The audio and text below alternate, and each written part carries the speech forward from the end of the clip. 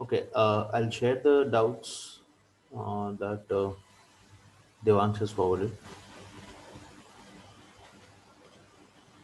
Cengage के अलावा भी अगर कोई डाउट्स है तो you can forward them, right? And I hope you have already seen the previous doubt sessions. If you have missed it out, uh, I hope you have covered it. I had posted it on YouTube. Okay,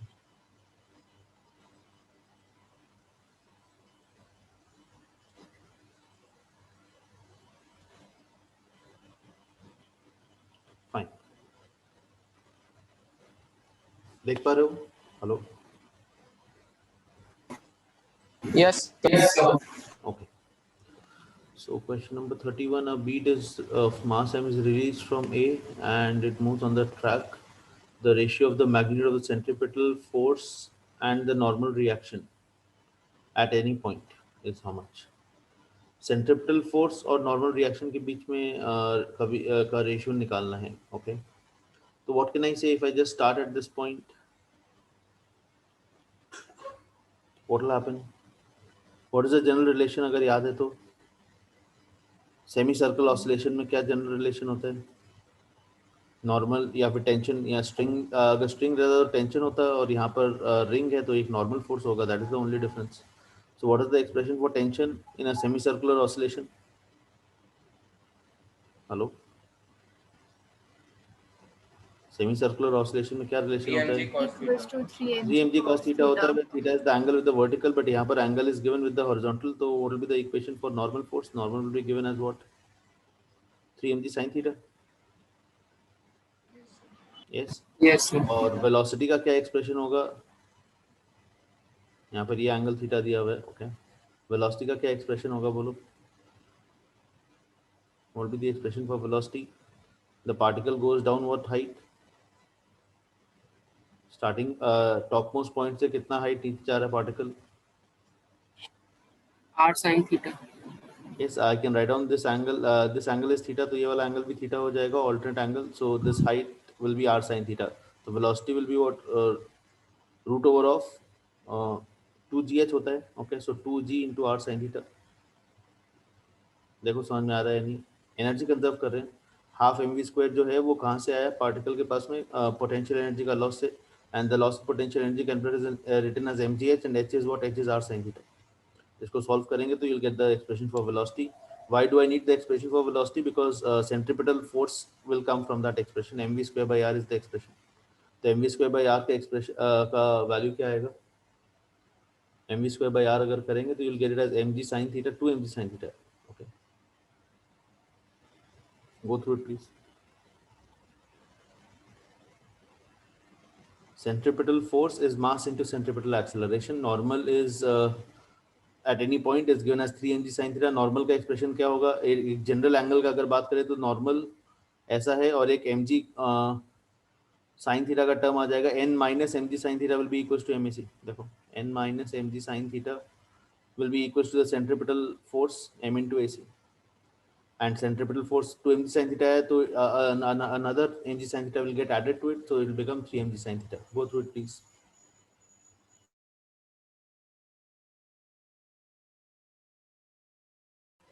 Clear है? Yeah. So what will be the ratio of normal and centripetal force? Constant.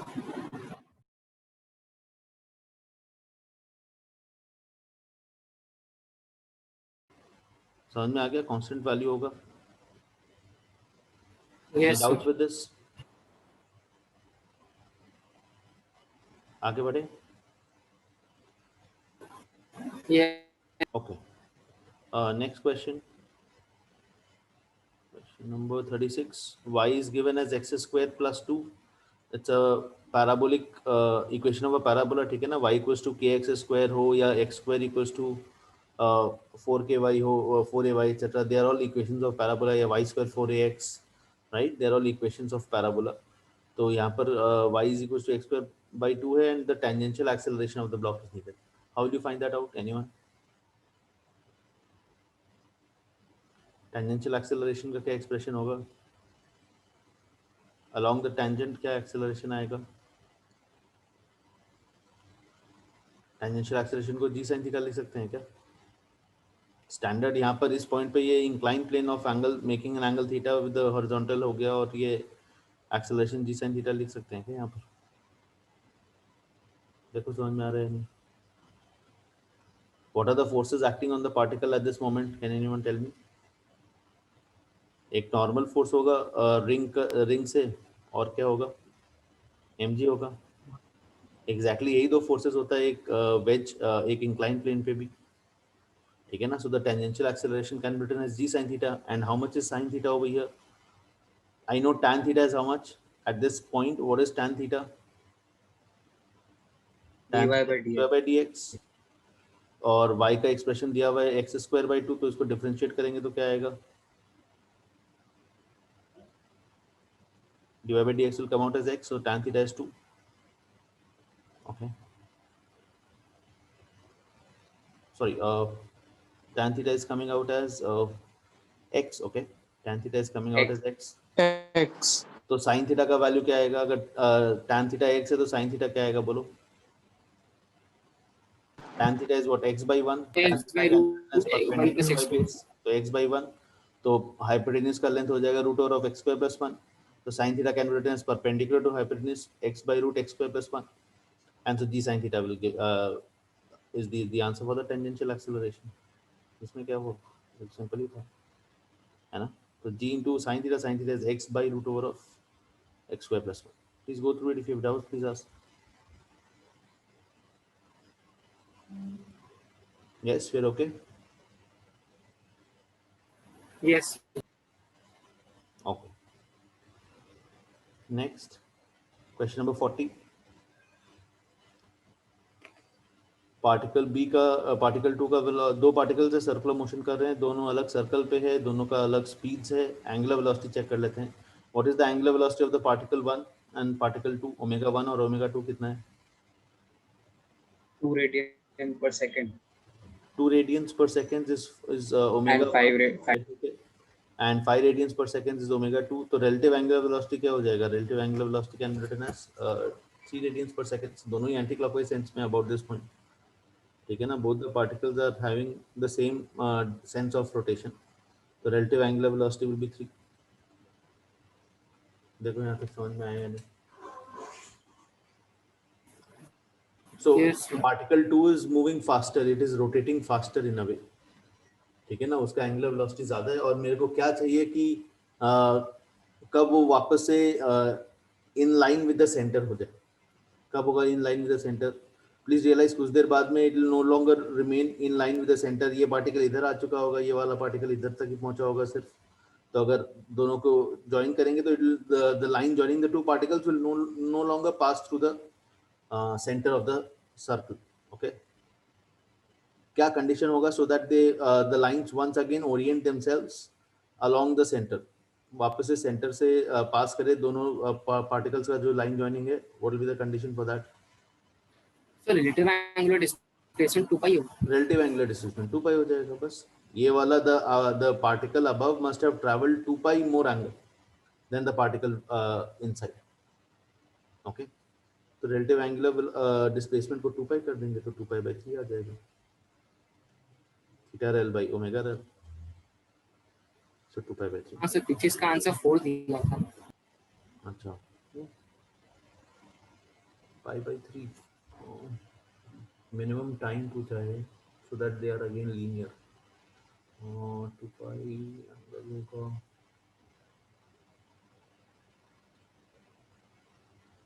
Suppose if it covers 180 degree, 180 degree ahead हो, अगर 180 में भी हो जाएगा क्या?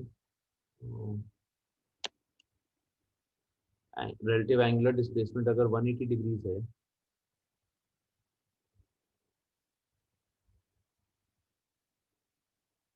हाँ, relative angular displacement अगर 180 डिग्रीज है तो भी हो जाएगा ना. If the particle ahead is, ये जो बाहर वाला जो पार्टिकल है अगर वो 180 डिग्रीज अहेड है, यहाँ पर तो जीरो है, इधर पे it has covered this much angle, ये line joining, this is the relative angular displacement. Okay, centre से ज्वाइन करने वाली लाइन से कितना अहेड है वो, यही तो निकालना है ना. So the idea is if it is 180 degrees ahead, then what? It will be in the same line. It's a good So question. then it will be the है ना, minimum दोनों time actually. हाँ दोनों opposite sides पे चला जाएगा, है ना. 180 degrees ahead कब होगा, ऐसा कोई configuration पे होगा. 180 degrees ahead, ये पार्टिकल इधर तक ही आया सपोज, और दूसरा वाला पार्टिकल इधर आ गया होगा. देखो समझ में आ रहा है. नहीं सर 180 वाला नहीं समझ. The particle which is on the outer circle, if it has covered 180 degree extra angle as compared to the particle in the inner circle, even then they will be in line with the the line joining them will pass through the center. ऐसा configuration है. They'll be on diametric opposite ends. नहीं समझ में आ रहा है, एक बार फिर से ट्राई समझने की कोशिश करो. ये मैं डायग्राम बता, यहाँ पर the when they start the relative angular displacement is 0. ठीक है ना. Now at a general time if I have to find out कि relative angular displacement कितना हो गया, तो I can say कि particle 1 इधर पे है, particle 2 ये जो line है center से joining वाला line, उससे थोड़ा सा आगे चला गया. That is the meaning of relative angular displacement. Particle 2 इधर है. See if you are able to understand this much. This extra Yes. angle, this extra angle is what we are calling as what we are calling as the relative angular displacement. अभी मेरे को ये relative angular displacement कितना चाहिए, मुझे ये relative angular displacement 180 degree चाहिए. 180 degrees पे क्या होगा, 180 डिग्रीज पे the particles will be in line, particle का जो line joining the two particles है, that will pass through the center. How, let's understand. Suppose the particle 1 has come over here. Particle 1 has come over here, and in utna time particle 2 has traveled almost the entire circle and is over here. देखो समझ में आ रहा है. Particle 1 इधर से इधर आया, जितनी देर में उतनी देर में पार्टिकल 2 अपने स्टार्टिंग पॉइंट से यहाँ से इतना एक्स्ट्रा चला गया. ठीक है ना. तो how ahead is the particle 2 now as in terms of angle, how ahead has it gone? It has gone 180 degrees ahead. यहाँ पर it had only gone some theta degrees ahead. देखो इस सामने. So at theta relative equals to pi, what will happen? They will be in the same line. Okay, the line will be passing through the center. They'll be collinear with the center. They'll be collinear with the center, but what? But on opposite sides. Okay, and what will happen when theta becomes 2 pi? Theta relative 2 pi. They will be again collinear with the center, but on the same side of the center. यहाँ पर they are on the opposite sides of the center. Now they will be collinear and same side of the center. देखो समझ में आएगा. So this will not be the minimum value. Minimum value के लिए theta को अपन को pi put करना होगा. Good question. Okay. ऐसा तो कंडीशन दिया हुआ ही नहीं ना. अपन फर्स्ट में क्या अज्यूम कर रहे थे कि दोनों पार्टिकल्स एक ही साइड में आ जाए सेंटर पे. वो तो कंडीशन दिया नहीं. ठीक है, सिर्फ कंडीशन कोलिनियर पे है. तो कोलिनियर तो ऑपोजिट साइड्स पे भी कोलिनियर आ सकते हैं. Collinearity with the centre can happen even when they are on the opposite sides of the center. They need not be on the same side of the center. So the relative angular displacement must increase from what? From 0 degrees to what? 180 degrees. तो उसमें कितना time लगेगा वो निकाल लो. Okay. Next. A ball of mass m released from a height h. Find the normal force on the wedge after it enters the circular track. After it enters the circular track, you have to find out the normal force on the wedge. normal force on the ball due to the wedge. Just after it enters इस point पे देखो समझ में आ रहा है यहाँ पर इसका वेलोसिटी क्या है वेलोसिटी विल बी √2gh तो अब वो सर्कल में घूमेगा विद दैट वेलोसिटी तो उसके लिए उसको सेंट्रीपिटल एक्सेलरेशन चाहिएगा उसको कौन प्रोवाइड करेगा centripetal acceleration hello normal. Normal normal force. force will provide the centripetal acceleration तो बस n equals to mv square by r वो तो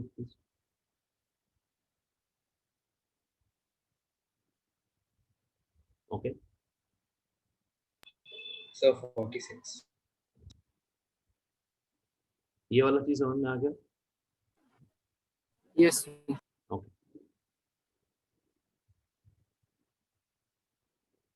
this question a small block of mass m slides on a frictionless horizontal table it is constrained to move inside a ring of radius l which uh,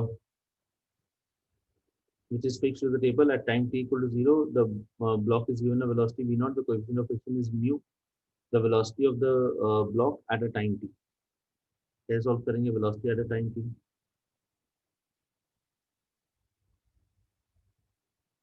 friction force के कारण body retard कर रहा है right it is retarding because of friction and whose माने ये normal force कौन कहाँ से मिल रहा है normal force is because of the centripetal acceleration are you clear with this Yes, sir. Yes, sir.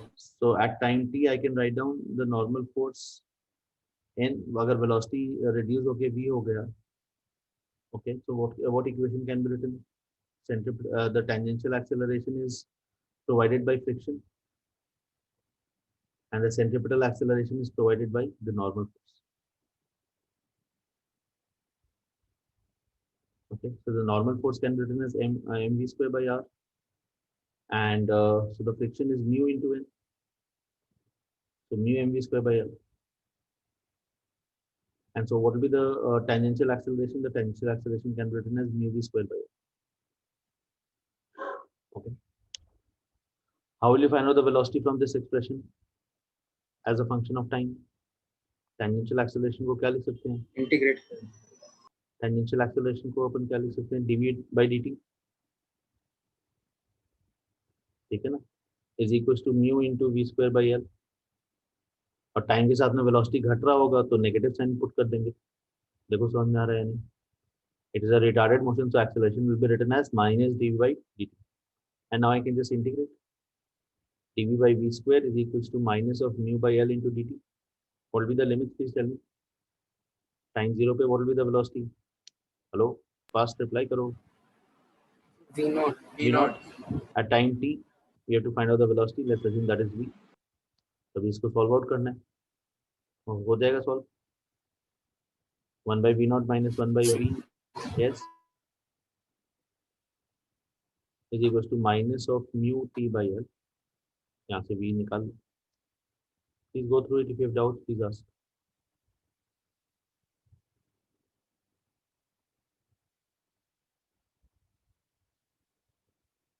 yes hello Yes, sir. Yes, sir.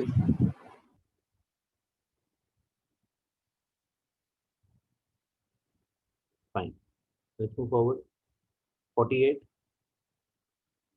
Rod है velocity of point B दिया हुआ है वेलोसिटी ऑफ और एंगुलर वेलोसिटी दिया हुआ है rod का 7 radians per second you to find out the velocity of it that's a good question ध्यान दो बोलो क्या कंडीशन होगा यहाँ पे रिजिड रॉड है तो उसके लिए क्या कंडीशन होगा So velocity along the rod will be same on both. velocity along the rod must be same for all the points on the rod very good so this will be 10 cos 37 which is 8 and if I assume the velocity is v over here तो ये v cos theta हो जाएगा okay तो पहला equation आया v cos theta is 8 और क्या equation होगा angular velocity is given as 7 radians per second How do you find out angular velocity in such cases? Anyone? So length of rod into the angular velocity. नहीं, angular velocity का value कैसे calculate करेंगे?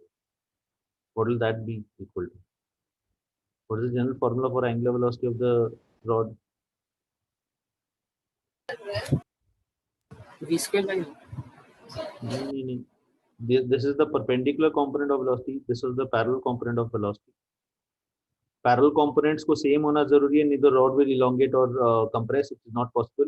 और ये जो perpendicular components है, that is what gives a sense of rotation. दोनों opposite direction में हैं. समझ में आ रहा है? The two points are moving in opposite direction, and so what will be the expression for angular velocity? Angular velocity for such cases is given as relative velocity perpendicular to the length AB, perpendicular to the line AB divided by the length of the line AB. Please go through it. तो ये नहीं समझ में आया. समझ लो. repeat Let's करिए try ना. it. Let's try it. Let's think of it again. एक minute. So angular velocity we have to calculate. Angular velocity can be written as what? ये समझना है अपन को. The idea is that ये जो parallel components है, can they produce rotation in the body? The parallel components cannot produce rotation. इसके लिए तो इसके कारण तो body translate कर रहा है. The rod is translating rightwards. ठीक है. Now what about these perpendicular components? ये जो perpendicular component of velocity है, that is what gives a sense of rotation in the body. Body कुछ देर बाद में बॉडी का कॉन्फ़िगरेशन कैसा होगा? If someone can tell me. Body कुछ थोड़ा आगे जा चुका होगा और क्या? सिर्फ अगर v पैरेलल होता तो body would go from configuration like this to this. Agree? अगर सिर्फ पैरेलल कंपोनेंट ऑफ वेलोसिटी होता. अभी अगर सिर्फ परपेंडिकुलर कंपोनेंट ऑफ वेलोसिटी होता तो क्या करता बॉडी? बॉडी में रोटेट करता. तो वो कोई एक पॉइंट के अबाउट ऐसा रोटेट करता है, कुछ देर बाद में उसका ऐसा कॉन्फ़िगरेशन आ जाता है. यहाँ पर क्या हो रहा है? दोनों चीज हो रहा है. It is translating as well as what? Rotating. ये आइडिया एक्चुअली रोटेशन मोशन में 100% क्लियर होगा. अभी पूरा क्लियर होना थोड़ा डिफिकल्ट है. सो द आइडिया इज कि the body rotates because of its perpendicular components and the body translates because of its parallel components. That is the gist of the story as of now. Okay, the body rotates due to the perpendicular components and a body translates because of the parallel components.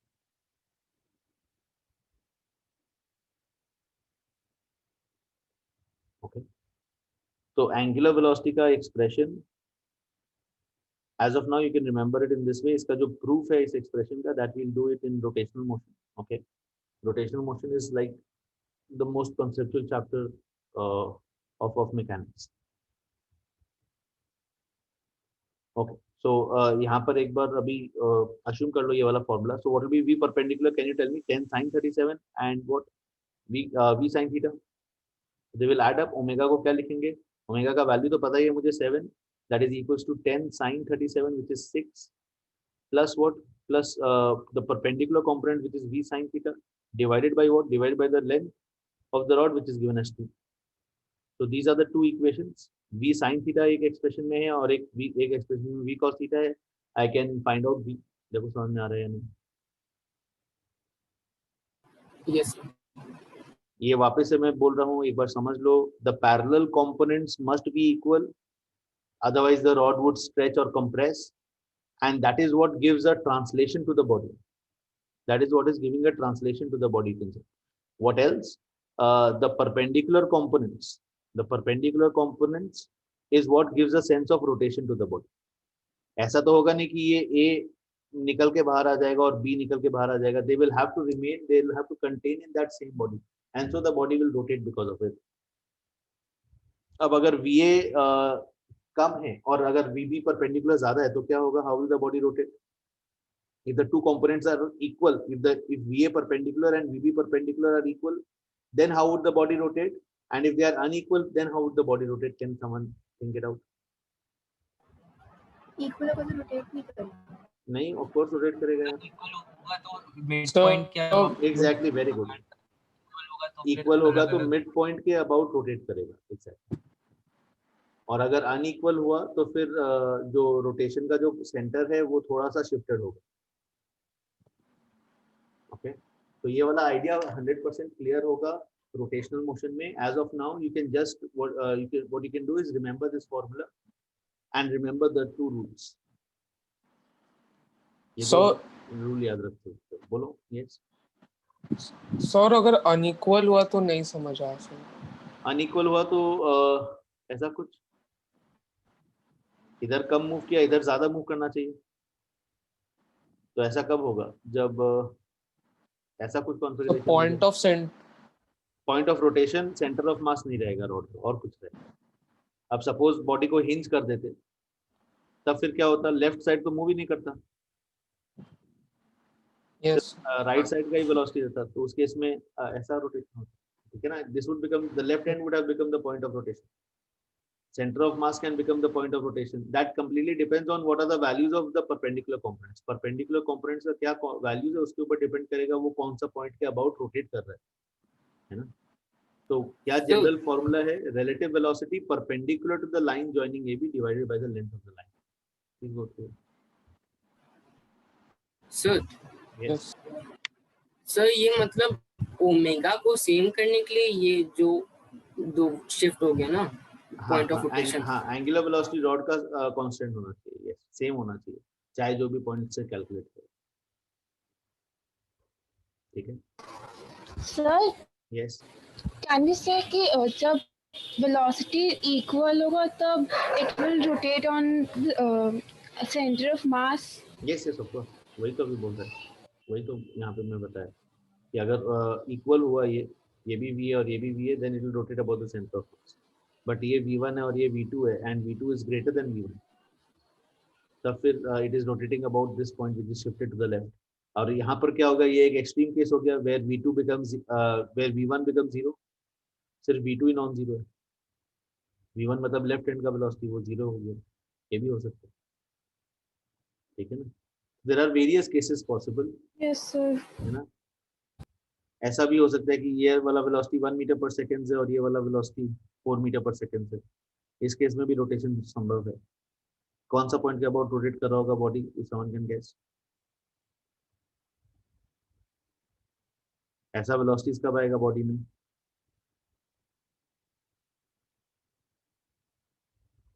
Yes अगर मैं rod को ऐसा suspend करके swing कराया तब ऐसा velocities आ सकता है बॉडी में। ऊपर वाला का कम speed but same direction and नीचे वाले पॉइंट का ज्यादा स्पीड सेम डायरेक्शन। समझ में आ रहा है कि बत्ती गुल हो गई। तो ये वाला चीज जो आइडिया है, हाँ, तो दिस इज रोटेशनल मोशन का कॉन्सेप्ट 100%, ठीक है ना। तो इसलिए अभी डिफिकल्टी लग रही है। एज ऑफ नाउ ये वाला फॉर्मूला बस याद रख लो तो sufficient. How do you find out angular velocity for rigid bodies? relative velocity perpendicular to the line joining them divided by the length of the line joining them. Any 2 points on the body, कोई भी 2 points of the body. Okay, can you move forward? Yes Okay. Yes 53. The angular acceleration of the particle moving in a circle is given as alpha equals to k sin theta, where theta is the angle turned by the particle and k is constant, the centripetal acceleration of the particle. Centripetal acceleration निकालना है और alpha दिया हुआ है। Okay, tangential acceleration निकल जाएगा, tangential acceleration is r alpha, so it will be r into k into sin theta. Okay, and what can you write on the tangential acceleration as dv by dt लिख सकते हैं। और कोई तरीका इसको approach करने का? सेंट्रिपेटल एक्सेलरेशन निकालना है, अल्फा दिया हुआ है, थीटा का टर्म्स में दिया हुआ है, और कोई तरीका अगर कोई को समझ आ रहा है तो।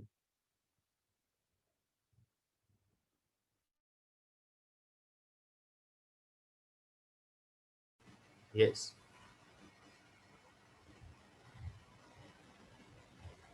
Angular acceleration in terms of theta क्या लिखते हैं? एंगुलर एक्सेलरेशन का क्या फॉर्मूला होता है? डी ओमेगा डी टी एक फॉर्मूला होता है, और क्या फॉर्मूला होता है? Omega D omega by D theta, ठीक है ना। उसको क्या चीज से इक्वेट करना है, के साइन थीटा से, राइट। तो यहाँ से ओमेगा आ जाएगा, omega D omega is equals to के sine theta D theta. Now we can integrate, okay. तो ओमेगा स्क्वायर आ जाएगा, ओमेगा स्क्वायर का एक्सप्रेशन थीटा इक्वल्स टू 0 से some angle theta, you can write initially angle theta 0 होगा, फिर some angle theta. So what will be the angular velocity, omega initial angular velocity 0 होगा और फिर final angular velocity some omega. तो omega square by 2 will be equals to k into sine theta का integration, anyone? Hello, cos theta. Minus cos theta, differentiation sine theta का cos theta होता है, integration of sine theta is minus cos theta, okay. So because these are calculus problems, you might be finding it difficult as of now. Okay. So this will be the expression. So omega square comes out as 2k into 1 minus cos theta. This is the expression for omega square. Once you get omega square, तो centripetal acceleration तो आई क्या, omega square r, है ना।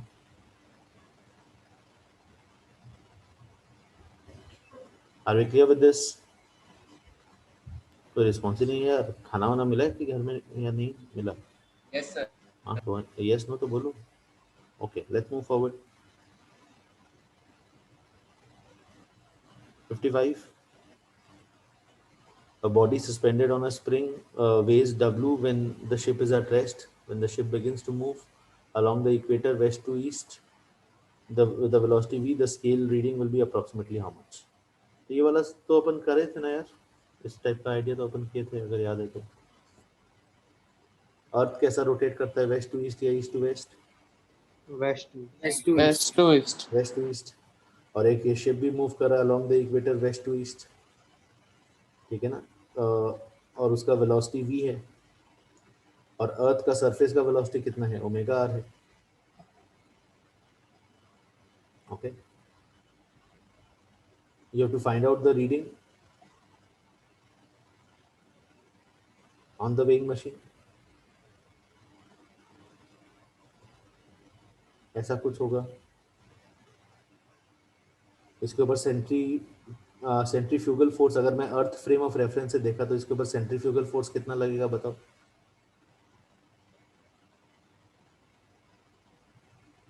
Hello, omega square. Force M M omega omega square r, ठीक है ना। और इसका खुद का जो ग्रेविटेशनल पुल है वो W होगा।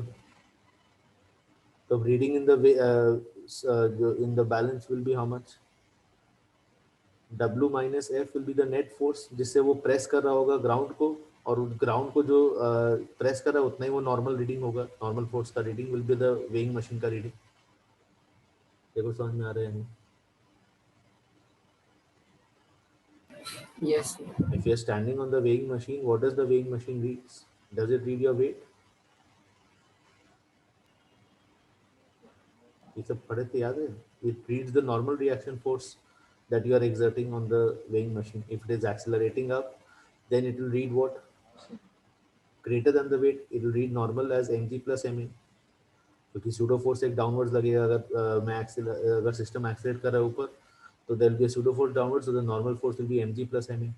सब याद है चीजें? तो यहाँ पर भी वही है, मैं अर्थ फ्रेम से देख रहा हूँ, okay. So W minus F will be the net force. Go through it, please.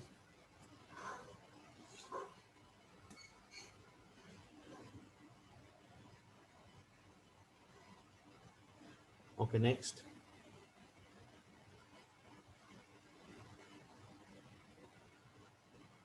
Question number 56. A and B are moving in two circular orbits with angular velocity of 2 omega and omega. ठीक है. Their positions at time 0 is shown. You have to find out that कि वो लोग meet कब कर रहे first time. This is B का initial position. This is A का initial position. A का angular velocity is 2 omega और B का angular velocity is omega. इसका रेडियस अगर r है, इसका रेडियस 2r होगा, okay. This radius is 2r, this radius is r, You have to find out the time when they meet for the first time. When can they meet or where can they meet? एक ही point है जहाँ पर दोनों coincide करता है ना, इस position पे ही मिल सकते हैं दोनों. So what should be the relative angular displacement? बोलो. 2 pi नहीं यार, एक पॉइंट से स्टार्ट नहीं किए, दोनों अलग अलग पोजीशन से स्टार्ट किए. 4. ठीक है ना, दोनों अलग अलग पोजीशन से स्टार्ट किए. दोनों का इसका एंगुलर वेलोसिटी है 2 ओमेगा और इसका एंगुलर वेलोसिटी है omega. So I have to find out the time in which it covers this extra angle, right? ये जो 3 pi by 2 एंगल है ये कवर अप करना है. At time t/4 क्या होगा बताओ मुझे. टाइम पीरियड को अगर मैं 2 pi by ओमेगा अज्यूम किया तो at time t/4 what will happen? Please tell me. t/4 time के बाद में where will the two particles be located? कोई रिस्पॉन्स ही नहीं आ रहा यार. सेंगेज फिर सॉल्व ही क्यों किए तुम लोग? बी डायमेट्रिकली ऑपोजिट साइड चला जाएगा ए के. बी इधर आ जाएगा. Where will A be? Particle A will be again B के पैरेलल, मतलब ए के डायमेट्रिकली ऑपोजिट. ए के डायमेट्रिकली ऑपोजिट आ गया. देखो समझ में आया नहीं. थीटा निकालना है ना तुमको. Theta will be what? Omega into T. ठीक है, ओमेगा का value for the first part for the particle B angular displacement can be written as omega into time is pi by 2 omega. तो the angle that it has rotated is pi by 2. देखो समझ में आ रहा है नहीं. Particle B has covered an angle of 90 degrees. What has the particle A done? Particle A क्या किया बताओ? Particle A कितना रोटेट किया? Particle A has rotated by what angle? It has rotated with an angular velocity 2 omega. And so in the time pi by 2 omega, how much did it rotate? It rotated by an angle pi. See if you're clear with this. ये pi by 2 होगा, sorry. Omegas will cancel off. तो particle A rotate किया 180 degrees और particle B rotate किया 90 degrees. See if you are clear with this much. Yes sir. मैं general at time t/4 analyze किया. Go through please.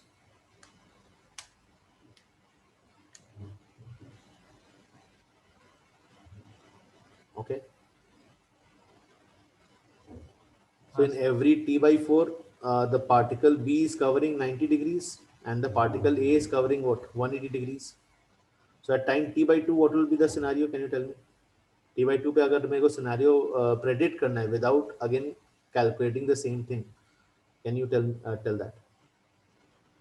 I have analyzed it at time t/4. t/4 पे ये positions है particle का. So particle B will move diametrically opposite to point B जहाँ पे लिखा हुआ है. हाँ, पार्टिकल बी इधर आ जाएगा, बी डबल डैश्ड वहाँ पे आ जाएगा जहाँ पे था. और पार्टिकल ए किधर रहेगा? ए 90 डिग्री, ए 180 डिग्री रोटेट करे तो अपना ओरिजिनल पोजीशन पे आ जाएगा. ठीक है ना? What else?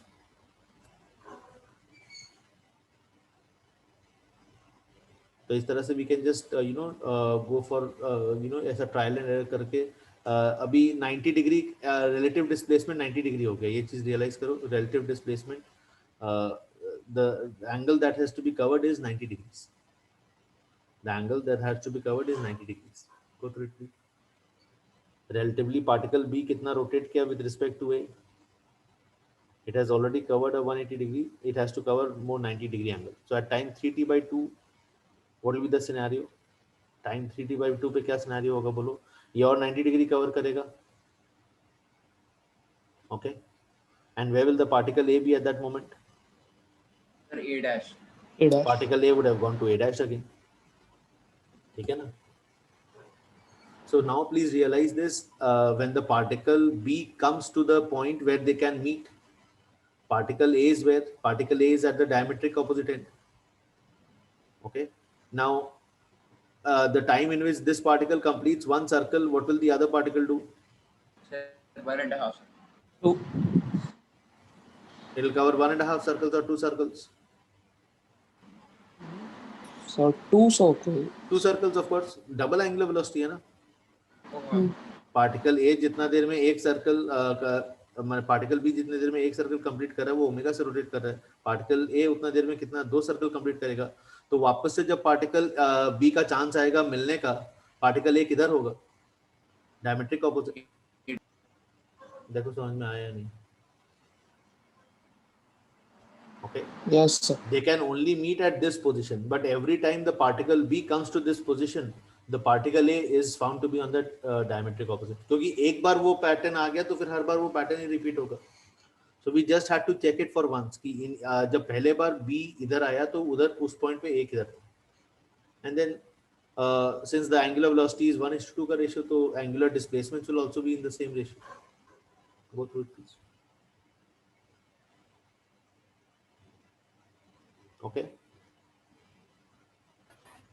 सर नहीं समझ में आया. नहीं समझ में आ रहा है? नहीं. ठीक है, समझ लो वापस से एक बार समझ लो. ये पार्टिकल टाइम 0 पे पार्टिकल बी इधर है, पार्टिकल ए इधर है. ठीक है. ए का वेलोसिटी कितना है? 2 ओमेगा. बी का वेलोसिटी कितना है? ओमेगा. यहाँ तक क्लियर है?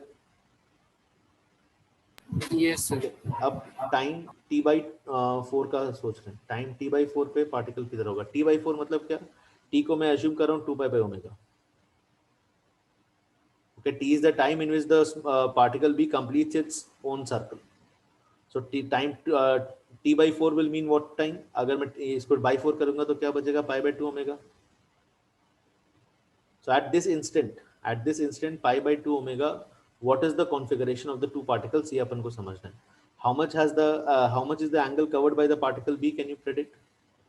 Omega into t formula होता है. Omega is omega itself and time is how much? π/2 omega. तो ओमेगा कैंसिल ऑफ होके क्या बचा? π/2. तो पार्टिकल बी कितना एडवांस किया? π/2 एंगल एडवांस किया. So this is the position of the particle at time t/4. उसको मैं b डैश से रिप्रेजेंट किया. Where is the particle A at that moment? Particle A कितना एंगल कवर कर लिया होगा उतना टाइम में? थीटा ए निकालते हैं. Theta A will be what? 2 omega उसका एंगुलर वेलोसिटी है और टाइम कितना मिला उसको? π/2 ओमेगा. तो क्या वैल्यू आया? पाई आया. तो पार्टिकल ए 180 डिग्री कवर कर लिया. तो स्टार्टिंग पॉइंट से किधर आ गया? इधर आ गया. This is the configuration at time t/4. I have named them as a dash and b dash. At time 0 this was the configuration. At time t/4 this is the configuration. ठीक है ना? दोनों अगर मिलना है पार्टिकल्स को तो there is only one position where they can meet. What is that position? That position is A. ठीक है ना? ये जो कॉमन ये जो पॉइंट है जहां पर कॉमन टेंजेंट बना सकते हैं दोनों सर्कल को, इसी पॉइंट पे मिल सकता है पार्टिकल्स अगर मिलना है तो. Otherwise they can not meet. ठीक है. Now if I take another iteration time t/2. At time t/2 what will be the configuration? Can someone tell? t/2 मतलब π/ओमेगा का बात चल रहा है. So at this time, the particle B would have covered what? Particle B अपना और 90 degree cover करेगा. अपना जो पोजीशन है उसका टाइम t/4 पे, अब टाइम t/2 पे क्या पोजीशन होगा? और 90 डिग्री अहेड हो जाएगा वो. देखो समझ में आ रहा है? स्टार्टिंग पॉइंट से 180 डिग्री आगे चला गया पार्टिकल B और पार्टिकल A किधर चला गया? स्टार्टिंग पॉइंट पे आ गया. ठीक है ना? तो अब लास्ट आइटरेशन करना है मेरे को. क्या लास्ट आइटरेशन करना है? 3t/2 का. क्या बोलेंगे कि टाइम 3t/2 क्या चेक करेंगे? सर वो 3t/2 होगा कि 3t/4?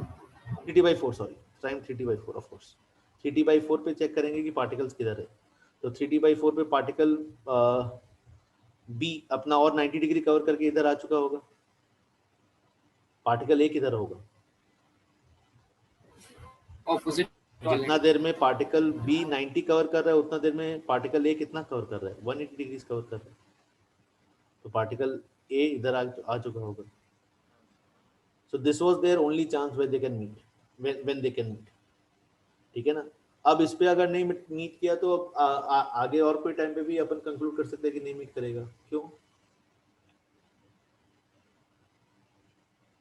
क्योंकि सेम ही चीज चलता रहेगा. Yes, I can say that this particle will again come back to this point B. इस पॉइंट पे ये मीटिंग प्रोबेबिलिटी वाला जो पॉइंट है इस पे वापस से कब आएगा? टी टाइम बाद में.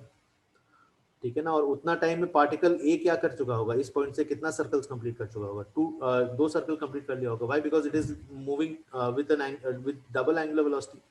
So the time in which the particle B goes around and comes back to this point, particle A would have gone 2 circles and would be at the same point.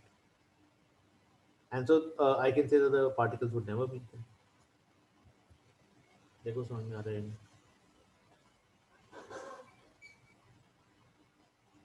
ये सब थोड़े से intuitive questions होते हैं यार, मतलब खाली हर problem को फॉर्मूला लगाकर सॉल्व नहीं करना होता है, ठीक है ना, थोड़ा सा इंट्यूटिवली सोच के, थोड़ा सा स्मार्टली सोच के सॉल्यूशन लेके आना होता है, right. Okay, let's move forward. So this is, I think, all for this PDF. Fine. I have doubts from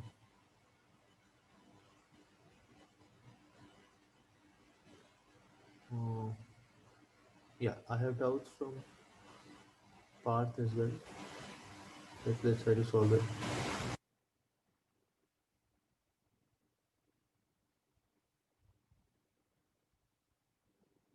Okay.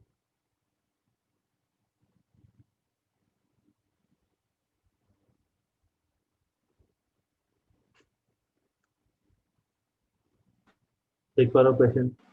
Sir ये हम ट्राई कर लेंगे sir, spring based problem. Circular table solve कर लेते हैं. Circular table radius 0.5 meters has a diametrical groove. 90 gram particle is inside the groove. Spring constant of 100 newtons per centimeter. One end of the spring is tied to the edge of the table and the other end to the ball.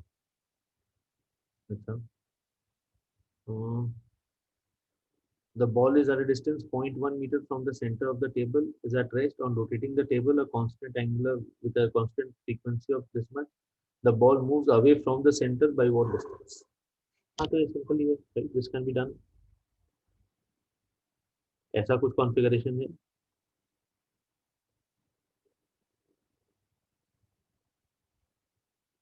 एक end spring का ball पे tied है, दूसरा end edge of the circular table पे tied है, ठीक है ना. स्प्रिंग का constant k is what 100 newtons per centimetre, which is how many newtons per metre into 100 or by 100? 10,000 into 1. yes, पर सेंटीमीटर एक्सटेंड करने में अगर 100 न्यूटन फोर्स चाहिए तो पर मीटर एक्सटेंड करने में कितना फोर्स चाहिए? That is what is the meaning of spring constant, right? How much force is needed per unit extension? So per centimeter of extension 100 newtons, and so per meter of extension will be 100 into 100. Okay, तो ऐसा basic चीजें, इसमें confuse नहीं होना है कि Newton पर centimetre को न्यूटन पर मीटर में करेंगे तो इंटू 100 होगा या बाय 100 होगा. वेरी बेसिक थिंग, इसमें मिस्टेक कई बार हो जाता है जल्दी करते हुए. Fine. So this is the spring constant K. The ball is of mass 90 grams and the radius of the table is 0.5 meters. And the distance from the center is 0.1 meters. Okay, so I can say that as the disc starts rotating, there will be what acting on the ball? Hello? एक centrifugal force. Centrifugal force. ठीक है ना. Centrifugal force बोल दो या फिर बोलो कि पार्टिकल को सर्कल में मूव करने के लिए एक सेंट्रीपिटल फोर्स चाहिए, तो वो स्प्रिंग फोर्स से मिलेगा उसको. whichever way you want you can analyze it.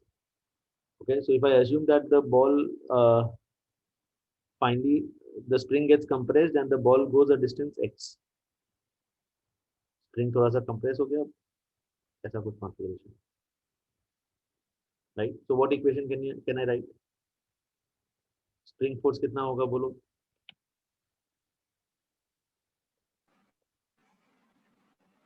How much will be the spring force?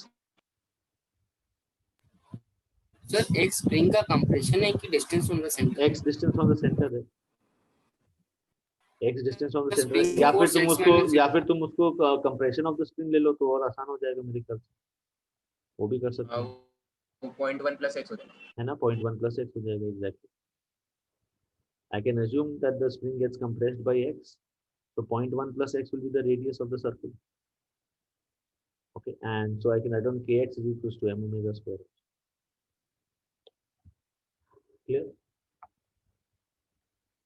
बाकी सब चीज तो पता ही है, ओमेगा पता है, r will be written as 0.1 plus x. Go through it please. Sir, r equal to 0.1 plus x वाला. हाँ, radius of the circle in which the particle goes around will be 0.1 plus x. Yes. है ना? Yes. और अपन को answer क्या लिखना है, x का वैल्यू कि r का value? R. The ball moves away from the center by what distance? Ball moves away from the center by what distance, वो निकालना है. तो अपन को x सॉल्व करना है. तो ये सब मिस्टेक्स हो जाती है यार, मतलब these are things which you have to keep in mind. ये क्वेश्चन जब पढ़ो तो बहुत एकदम अटेंटिवली क्वेश्चन पढ़ो. Okay, So we have to find r we have to find x distance कितना वो सेंटर से दूर गया. The ball moves away from the center by what distance, है ना? So it is x that we need. Sir, x तो compression of the spring होता है, वो तो Which r is तो also the 0.1. distance, which is radius पूछा ही नहीं है, कितना दूरी कहाँ, माने what is the radius नहीं पूछा है, how far has it gone away from the center, जहाँ था उससे कितने दूर गया. समझा नहीं. सर एक बार फिर से ये तो इंग्लिश है यार. The ball moves away from the center by what distance? It was 0.1 meters away already, now it is 0.1 plus x away. तो extra कितना दूरी गया, x away गया. Yes. Yes. So x is what we have to answer. Okay. Next, velocity is given as root gr, mu is 0.5, then the acceleration is how much? इसमें क्या doubt आ गया? मेरा answer 3 आ रहा है. अच्छा, 3 आ रहा है सर. देखते हैं. एक तो सेंट्रीपिटल फोर्स है, तो एक centripetal acceleration v0 square by r है ना, हाँ सर, और एक टेंजेंशियल एक्सेलरेशन आएगा जो कि फ्रिक्शन प्रोवाइड कर. जो फ्रिक्शन प्रोवाइड कर रहा है. तो टेंजेंशियल एक्सेलरेशन को क्या म्यू जी लिख सकते हैं, और ये आ जाएगा तुम्हारा g and this is 0.5 g. तो इस दोनों का रिजल्टेंट निकालना है अपन को. 80 और 80 नॉर्मल मेरा 2 mg आ रहा था. नॉर्मल पूछा ही नहीं है, सेंट्रीपिटल एक्सेलरेशन और टेंजेंशियल एक्सेलरेशन का रिजल्टेंट पूछा. नहीं resultant acceleration is root over mv square by r लिखा था सर. हम आपको आपका अपना वर्किंग भेजते हैं. ये तेरे को समझ में आएगा, ये समझ में आ हाँ गया ना? सर. हाँ. तो इससे आंसर आ जाएगा मेरे ख्याल से, g और g/2 का रिजल्टेंट निकालना है. ठीक है ना, तो शायद 2 आ जाएगा, चेक कर लेंगे. Okay, next. A block of mass m is projected on a smooth horizontal circular track with a velocity v. The average normal force exerted by the from A to B. A to B क्या चीज़ है? A to B है ही नहीं यार. Sir हम भेज sir. Sir एक minute. Diametric opposite point है क्या?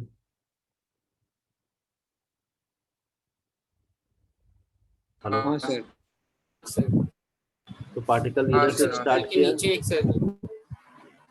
और इधर पे गया, तो एवरेज नॉर्मल फोर्स निकालना है. तो एवरेज एक्सेलरेशन अपन को अगर पता चल जाए तो काम हो जाएगा. Why? Because average normal force is what is providing m into average acceleration.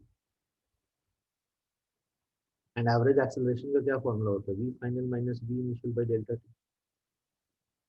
ठीक है ना, तो यहाँ पर v0 था, तो अब ये v0 हो गया, तो चेंज इन वेलोसिटी कितना होगा, 2v0 या 0? Change in velocity is 2v0. Direction भी कंसीडर करना होगा. And how much is the time taken? एक सेमी सर्कल रोटेट किया विद द स्पीड v0, तो पाई r by v0.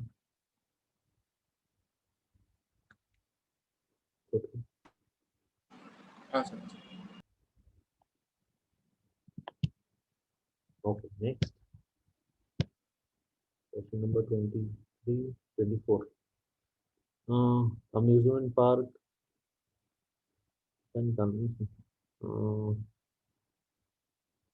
Not also aligned horizontally parallel to the x-axis.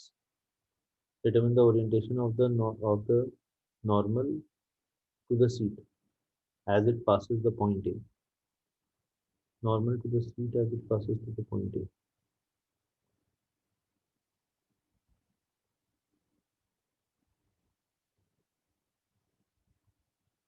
Normal to the seat. तो centripetal acceleration है एक, और एक wait को balance करना है. देखो समझ में आ रहा है.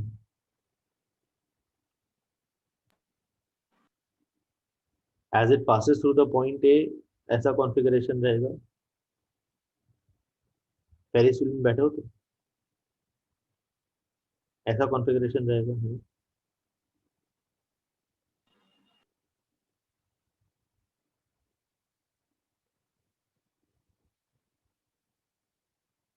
तो normal is equal to mg यहाँ पे, और क्या, क्योंकि जो सेंट्रीपिटल एक्सेलरेशन है वो तो फ्रिक्शन प्रोवाइड कर रहा होगा. एक सेंट्रीपिटल एक्सेलरेशन चाहिए, वो फ्रिक्शन प्रोवाइड कर रहा होगा as it moves around in the circle. देखो समझ में आ रहा है. कांस्टेंट वेलोसिटी है तो कोई टेंजेंशियल एक्सेलरेशन है नहीं. Okay, so the normal force is along the y axis बस. नेक्स्ट क्वेश्चन नंबर सर उसका 27. आंसर 4 कैसे हुआ? Second and the fourth coordinates, normal force towards second and the fourth coordinates. Just a second. Paris wheel, contrary to the illustration. Contrary to the illustration, not all seats are aligned horizontally. That is parallel to the x-axis. Okay.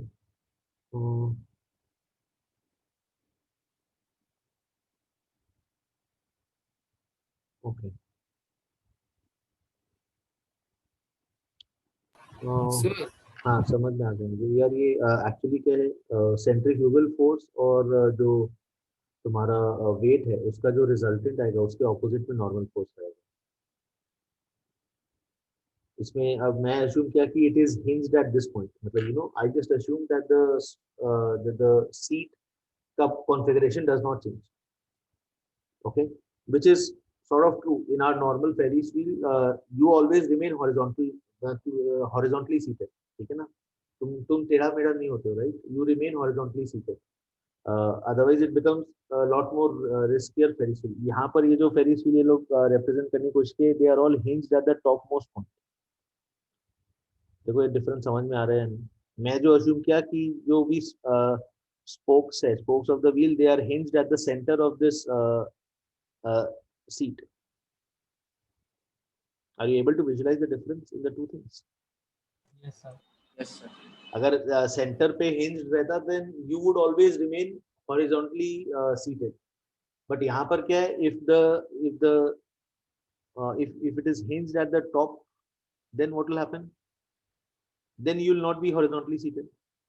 इस point पे एक centrifugal force रहेगा और एक mg रहेगा. तो centrifugal force और mg का रिजल्टेंट को बैलेंस करना होगा सीट का नॉर्मल रिएक्शन.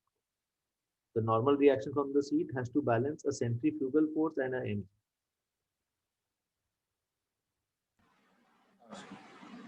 समझ में आ रहा है? तो it is a more dangerous Ferris wheel in this case. तुम्हारा you are also rotating about that hinge point. Okay, you are oscillating about that hinge point also. Not only you are going around circle तो तुम कर ही रहे हो, उसके साथ में you are also swinging around the hinge point. Are you able to visualize this? Yes, sir. Centrifugal force और mg का रिजल्टेंट को बैलेंस करना है नॉर्मल फोर्स. ठीक है, क्लियर. Yes. ओके, तो अगर तो यहाँ पर अगर ये क्वेश्चन को थोड़ा सा कॉम्प्लिकेटेड करना होता तो they could have done this कि if the seat is hinged at the center, then what would be the direction of the normal force? If the seat is hinged at the topmost point, then what will be the direction of the normal force? So on and so forth.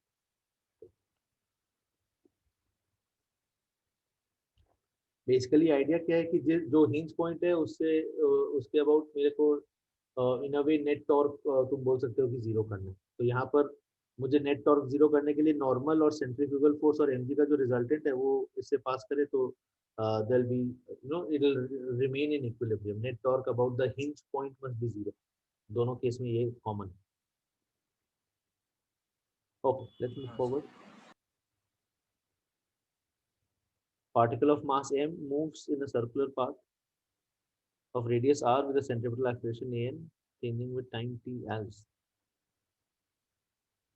तो 25 भी था. Okay, 25 b. Kinetic energy is given as as square, the force acting on the particle.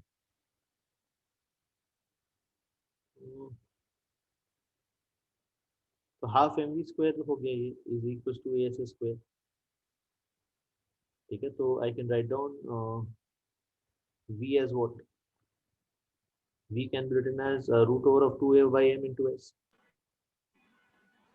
Okay, तो ये velocity का expression आ गया, तो यहाँ से टेंजेंशियल एक्सेलरेशन का एक्सप्रेशन आ जाएगा v dv ds. तो v का expression is s root 2a by m, और dv by ds करेंगे तो सिर्फ root 2a by m remain करेगा, right? Will be remaining. So I can write it as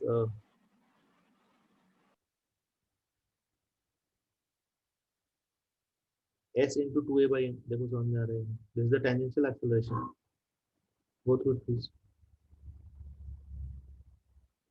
v का एक्सप्रेशन पुट सब्स्टिट्यूट किए और dv by ds का expression substitute किए, तो ये एक्सप्रेशन आया. This is the tangential acceleration, and centripetal acceleration can be written as v square by r. v square का expression पता है, तो centripetal acceleration आ जाएगा 2as square by mr.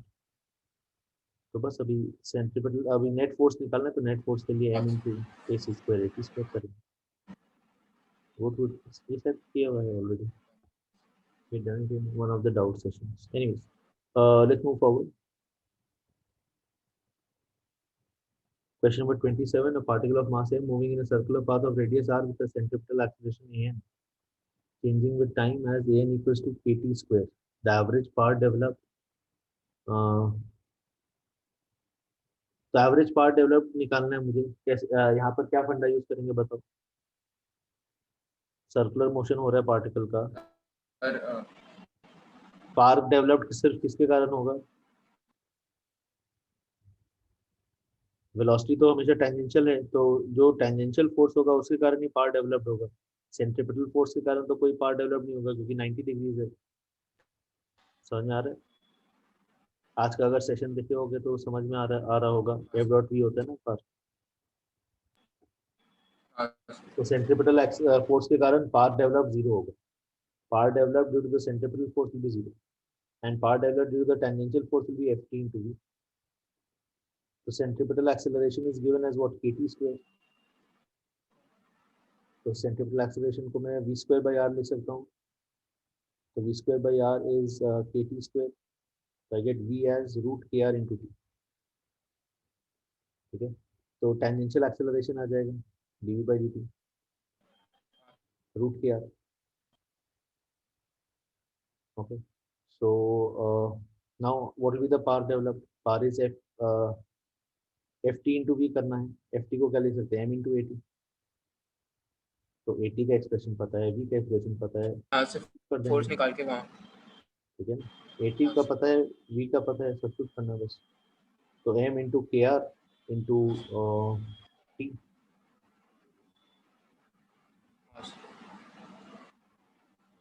Okay, इसलिए लेक्चर 3 तक वेट करने बोला था. पाथ का एप्लीकेशन है, एनर्जी का अरे एप्लीकेशन यार, है. हाँ हाँ. ओके, नेक्स्ट 28 भी डाउट है क्या? हेलो. हाँ Yes. सो पार्टिकल यहाँ पे सर हम है, ट्राई कर लेंगे सर. स्प्रिंग स्प्रिंग एनर्जी है, और मेरे को निकालना है नॉर्मल फोर्स का. कर रहे हैं तो कर लो. इधर पे आ गया, तो स्प्रिंग का लेंथ कितना चेंज हुआ वो निकल जाएगा. ये वाला शायद अपन किए भी थे. The spring is in the natural length in this configuration. तो ये वाला लेंथ कितना हो जाएगा? 13 मीटर इसी पांडे में भी है ना. 13 meters minus 7 meters, तो delta x in the spring is what? 6 meters. देखो 13 समझ में आ रहा है, तो 7 and 5 is 12. 12 और 5 का हाइपोटेन्यूज। हाँ सर, हाँ sir. So delta x is 6 meters. So change in spring energy gets converted to kinetic energy. So half mv square is equals to half kx square. तो यहाँ से v निकल गया, KX और एक बार v आ गया तो normal force will be what, mv square by r, क्योंकि स्प्रिंग फोर्स तो यहाँ पे 0 है। n माइनस fsp करने का जरूरत ही नहीं पड़ेगा, सिर्फ n को mv स्क्वायर बाय r लिख सकते हैं, हाँ सर, क्योंकि वो नेचुरल लेंथ में। क्योंकि वो नेचुरल लेंथ पे है। क्लियर है? Yes sir. ओके, नेक्स्ट हाँ सर। क्वेश्चन नंबर 36 सॉल्व कर चुके हैं अपन। इसमें फिर क्या 37 38 भी है? हेलो बात। सर 37 में, हाँ सर 37 में वेलोसिटी दिया हुआ है और रेशियो ऑफ हाँ टेंजेंशियल सर। एक्सेलरेशन है, नॉर्मल एक्सेलरेशन निकालना है। तो tangential acceleration, particle is moving with this velocity, ratio of tangential acceleration, हाँ फुल है। तो velocity is given as 3i plus 8j हो जाएगा, टाइम 1 सेकंड पे बोला है। vx is 3, vy will become 8, both will. And what is the acceleration? The acceleration is constant acceleration. कितना acceleration 8 बताओ? सर 4 होगा ना? अच्छा सॉरी, ये 4 हो गया, हाँ of course सर 4 4 होगा। Yes, yes, of course. Thank you. Velocity will be 4 in the y direction at time 1 second. How much is the tangential acceleration? How much is the acceleration of the particle at that time? Differentiate करेंगे तो सिर्फ y में acceleration है ना 4।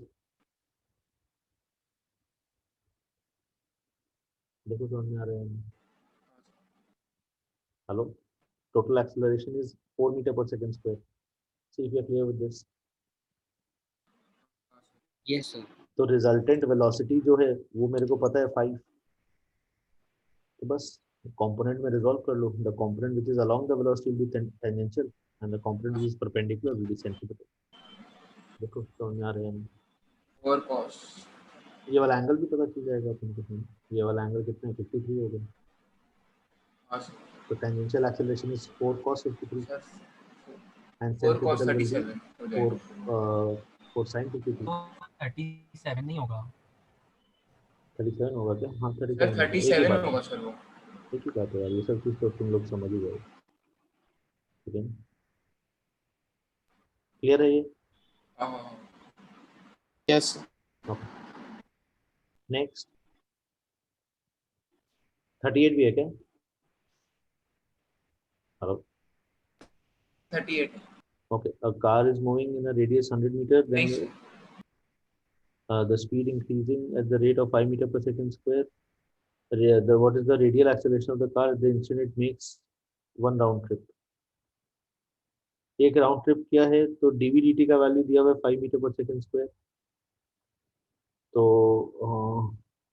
या फिर इसको मैं क्या लिख सकता हूँ, v dv/ds लिख सकता हूँ। तो बस यहाँ पे v dv is equals to 5 ds, इसको इंटीग्रेट कर देंगे। हाँ sir. Distance 0 to 2 pi r integrate करेंगे और वेलोसिटी 0 to v, तो v square by 2 is 5 into 2 pi r. Once you know v, you can find out the radial acceleration as v square by r. Centripetal acceleration as v square by r, so it will be 5 into 2 into 2 pi, तो 20 pi हो जाएगा आगे answer. Okay, next, stone is throne, it's angular velocity about o। इस type के question तो अपन किए थे यार सर्कुलर मोशन में। वेलोसिटी अलोंग x कांस्टेंट है, वेलोसिटी अलोंग y कांस्टेंट है। अच्छा, it is throne from the ground, तो ये प्रोजेक्टाइल मोशन का प्रॉब्लम है, तब तो कोई बात ही नहीं है। 5i और 10j का। तो at the highest point of its trajectory you have to find out the angular velocity about the point of projection. ठीक है ना? हाँ सर ये हाईएस्ट पॉइंट पे वेलोसिटी 5 बचेगा बस। ठीक है, देखो समझ में आ रहा है? तो हाँ सर। 5 का जो एक 5 को दो कंपोनेंट में रिजॉल्व कर सकते हैं, एक along the position vector and एक perpendicular to the vector R. और एक पैरेलल। ठीक है ना? और पैरेलल एक के कारण सिर्फ perpendicular। लेंथ इंक्रीज हो रहा है और हाँ। परपेंडिकुलर के कारण रोटेट कर रहा है। तो एंगुलर वेलोसिटी क्या होगा? v perpendicular by r। r को क्या लिख सकते हैं? Mod r will be under root of r by 2 square plus h square।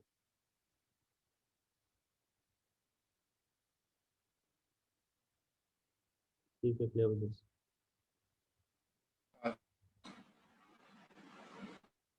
V perpendicular I hope निकल जाएगा, है ना? ये वाला एंगल थीटा है, तो V perpendicular will be what? V perpendicular will B 5 sin theta, where theta tan theta हाँ can be, sir where sin theta can be written as h by the by r.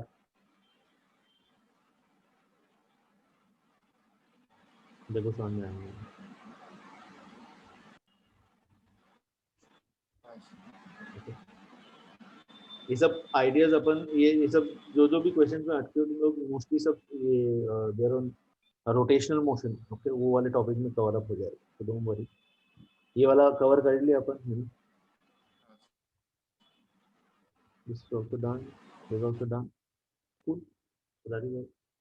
Any other doubts from sir same? एक बार वो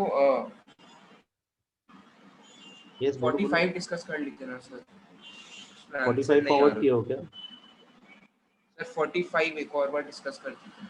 45 forward किया हुआ है नहीं क्या? Sir वो उसमें ही था सर, उसमें आंसर नहीं आ रहा था। 45, हाँ सर अच्छा ओके, एक मिनट।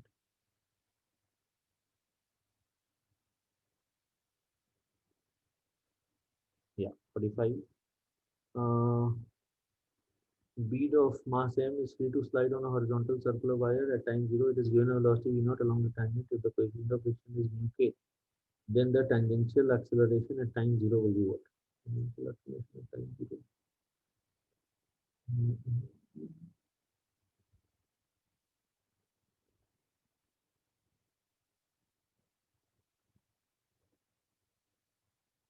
टेंजेंशियल एक्सीलरेशन में क्या प्रॉब्लम है? अच्छा, मास m दिया हुआ है, तो दो फोर्सेस का रिजल्टेंट हो जाएगा ना। एक तो नॉर्मल फोर्स उसको सेंट्रीपिटल एक्सीलरेशन के लिए मिल रहा है, और एक नॉर्मल मिल रहा है उसको वेट बैलेंस करने के लिए, ठीक है ना?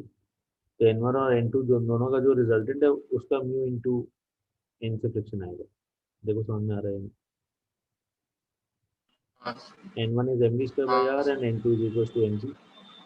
सर तो एफ हो गया friction is equals to mu into n को रूट ओवर ऑफ n1 हाँ square sir plus n2 square में भी लिख सकते हैं। एन हाँ, समझ में आ रहा है? ओके, और बोलो। हाँ सर मेरा भी यही एक क्वेश्चन है। और क्या डाउट है, बोलो। और So, फिर फॉरवर्ड किए हो? नहीं so question, हाँ बोलो। so question number 44 and 35 of same gauge. 44, Yes, sir. Sir forward नहीं किया हुआ है, फॉरवर्ड तो करो। Sir, पहले को क्या है वापस कर दो। मेरे पास आ जाओ वापस। Anyone else with any other doubts? Yes, sir. Same. 13 photos, कौन सा डाउट है वो बताओ। Sir, question number 45. Sir, 45 के पहले sir 44 1.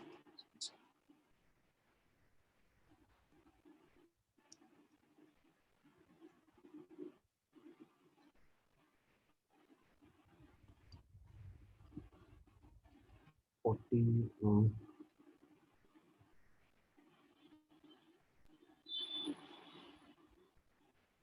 44, yes. Okay.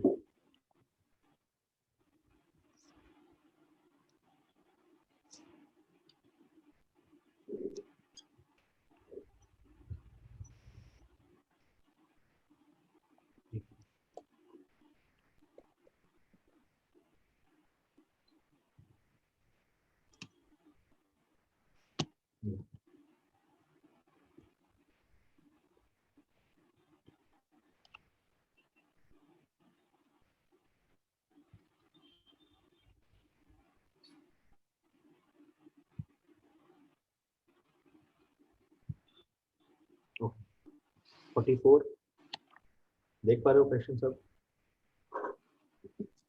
Hello, Yes, sir. Yes, sir. Okay. Mass m is rotating freely in a horizontal circle, radius 20 centimeters,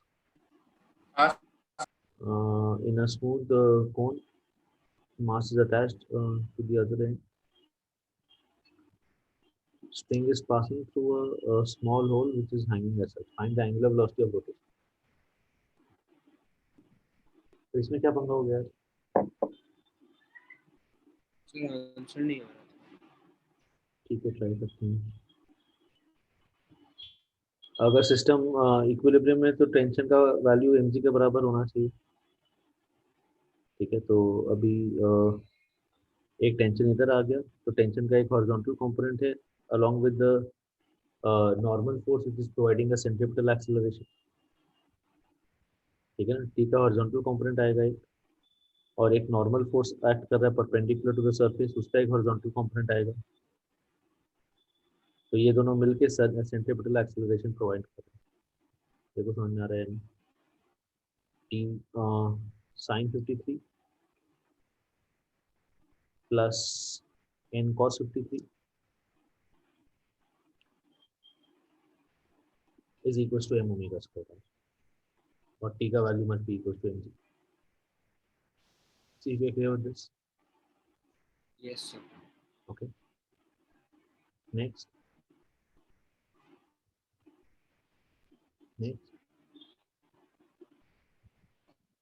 sir फिर वो are के साथ sir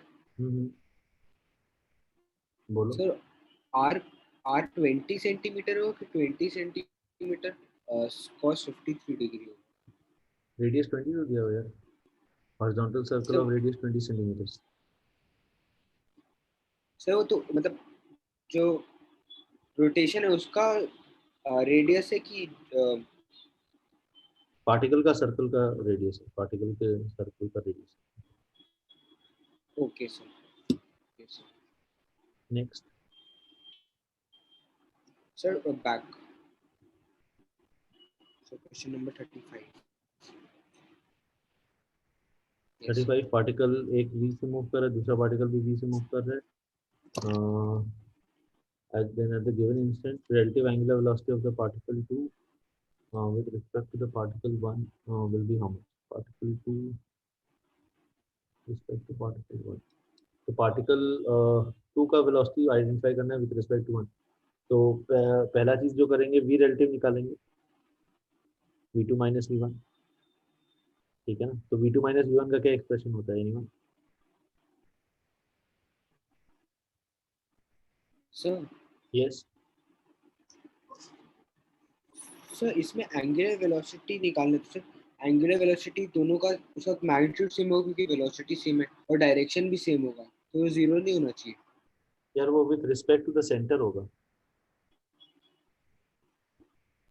with respect to one another नहीं होगा, वो with respect to centre हो गया। Omega of 2 मतलब विद रिस्पेक्ट टू, अभी यहाँ पर मेरे को मैं I am standing on one and I am watching. ठीक है ना, उस केस में जो तू बोल रहा है you are standing on the centre and you are watching the system. Okay, तो v21 निकल जाएगा। तू जो बोल रहा है ओमेगा सेम है दोनों पार्टिकल्स का ओमेगा सेम है, that you are standing on the at the centre of the circle and watching the two particles. From that point you are saying that the angular velocity is the same, but यहाँ पे निकालना है कि angular velocity of 2 with respect to 1। तो you have to stand on 1 and you have to watch 2। ठीक है ना, कि ये जो लाइन है ये किस स्पीड से रोटेट कर रहा है, कैसा रोटेट कर रहा है। ओके, तो 1 पे तुम खड़े हो तो 2 मूव करता हुआ दिखेगा तुम्हें, तो 2 मूव करता हुआ दिख रहा है तो उसका एंगुलर वेलोसिटी निकालना।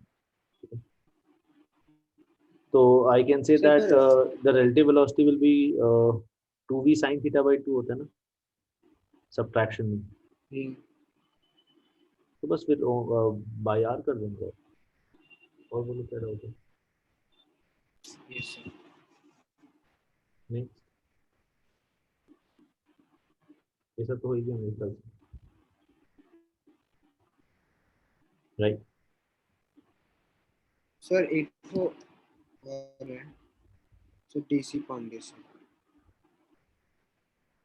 फॉरवर्ड क्या हुआ है क्या? Yes sir. कौन सा बोलो?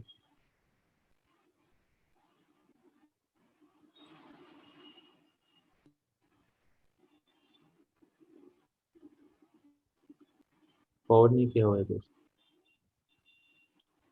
1 second sir.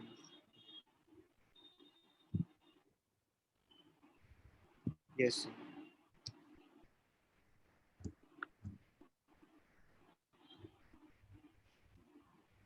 Sir sent it.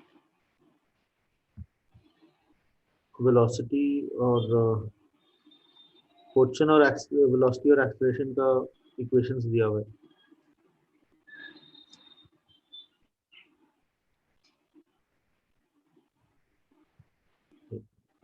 Sure.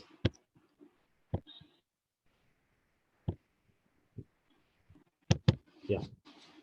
Position vector is given, velocity vector is given, and acceleration vector is given. और speed particle का constant दिया हुआ है. Okay. तो पार्टिकल सर्कुलर मोशन कर रहा है ना, तभी स्पीड कांस्टेंट रह सकता है विथ एक्सेलरेशन. ओके, तो v velocity and acceleration must be perpendicular to each other, तो डॉट प्रोडक्ट 0 होना चाहिए.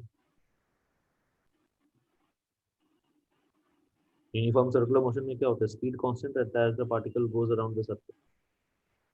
क्यों? क्योंकि सिर्फ सेंट्रीपिटल एक्सेलरेशन है which is perpendicular to the velocity. So v dot a must be 0. Yes. ठीक है ना. और at this instant the position vector is given as r. तो values of a और b निकालने, तो इस इंस्टेंट पे वेलोसिटी वेक्टर और पोजीशन वेक्टर भी परपेंडिकुलर टू ईच अदर होना चाहिए. कोई भी इंस्टेंट पे r और v भी परपेंडिकुलर टू ईच अदर होना चाहिए. तो r dot v must also be 0. और इनफैक्ट ये बोल सकते हैं कि ये जो एक्सेलरेशन वेक्टर है that must be opposite in direction to the position vector. ये जो ओमेगा स्क्वायर आर एक्सेलरेशन आता है that is in what direction, invert direction, minus आता है. ठीक है. तो I can say that AC is anti parallel to R. तो ये तीन चीजें यूज करनी है. देखो समझ में आ रहा है. ओके. Yes. Yeah. So मेरा आंसर आ रहा था वैल्यू ऑफ a 3 शायद. 1 second sir. So पर पीछे नन दिया हुआ है सर.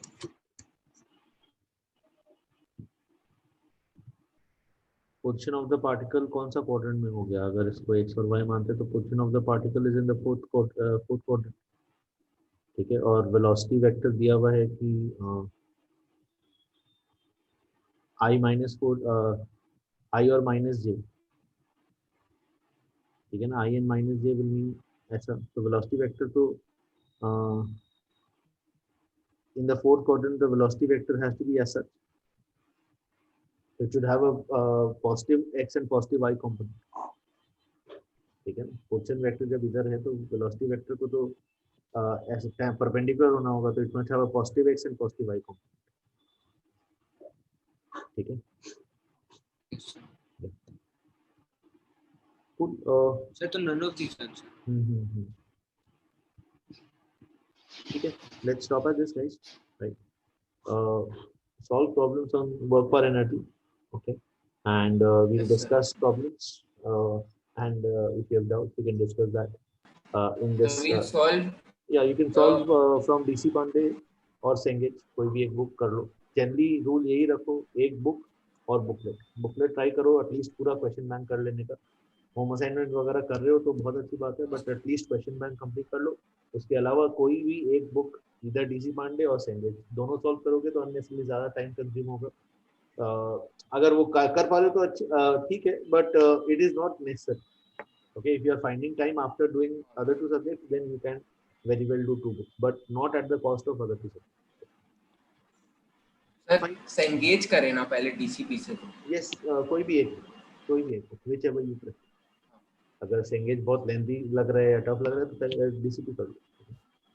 सर मतलब खाली डीसीपी. यस, खाली करके भी आराम से हो जाएगा. ठीक है. मोस्ट सर स्टूडेंट्स वैसे ही करते हैं. Sir Booklet and home assignment अभी स्टार्ट कर सकते हैं कि एकदम कर सकते हो. You can do the home assignment, so try the home assignment. ठीक है. Okay sir. Yeah, all the best. Bye bye. Take care. Thank you. Wednesday. We'll see. Thank you, sir. We'll Bye, meet sir. Wednesday. Bye bye. Bye, Bye, sir. Thank sir. you.